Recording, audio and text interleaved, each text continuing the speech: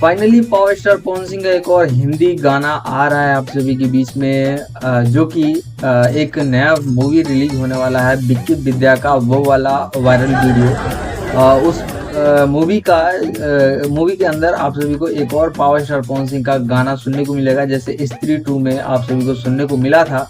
बहुत ही फैंटास्टिक और बवाल गाने का रिकॉर्डिंग तो हो चुका है। अब पता नहीं वो शूटिंग हुआ है कि नहीं, लेकिन रिकॉर्डिंग हो चुका है गाने का। पावर स्टार पवन सिंह आज से 2 दिन पहले मुंबई गए थे और वहाँ इस गाने को रिकॉर्डिंग किए। बहुत ही खूबसूरत और बवाल गाना होने वाला है, उम्मीद है।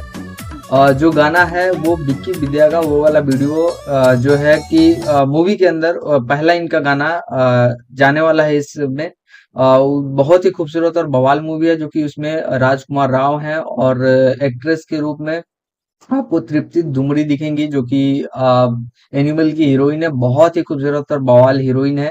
तो ये जो गाना है पावर स्टार पवन सिंह का, आप सभी के बीच में बहुत ही जल्द रिलीज किया जाएगा, क्योंकि 11 तारीख को सभी सिनेमा हॉल में वो वाला मूवी रिलीज किया जा रहा है विक्की विद्या का, वो वाला वीडियो वाला मूवी रिलीज किया जा रहा है। तो हो सकता है उससे पहले आप सभी के बीच में वो गाना रिलीज कर दिया जाए।